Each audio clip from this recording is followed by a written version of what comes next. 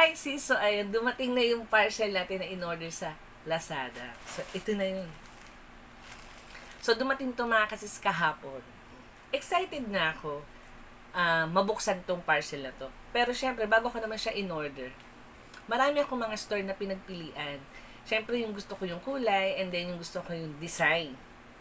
Dahil nga meron tayong bagong table dito, so ito yung hinihintay ko para mailagay ko na yung mga gusto kong ilagay sa ibabaw ng table. Syempre, unang-una, ito munang feather table mat. So mga kasis, buksan na natin.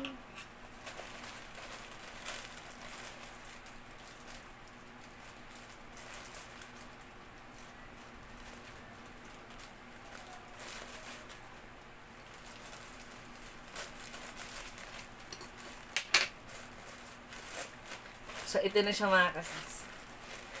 Ayan. Uy! So totoo nga.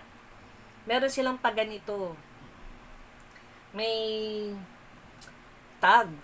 So, ito yung nakikita ko dun sa mga nagdi-review sa kanila. So, fairness, ma-feather. Talagang mahilig talaga ako sa ma-feather, ma-assist. So, buksan na natin.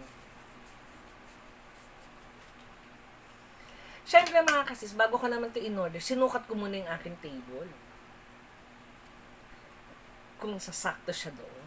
So, maganda nga. Ayan. Na-feather siya mga kasis. Sa ganda. So, ayan. So, ito yung in-order ko sa Lazada. Ayan. So, bagay na bagay to sa aking bagong table. So, ganito position niya. Para makita nyo. So, ma-feathered siya.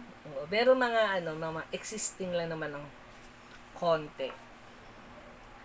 Then, ang color ay dark gray mga kasis.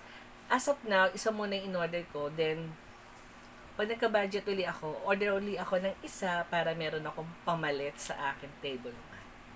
So, yun lang muna mga kasis. So, yan. Don't forget to like and subscribe. Ang inyong kasis, Gwen Angel. So, yun lang po mga kasis. Maraming salamat. So, don't forget to like and subscribe.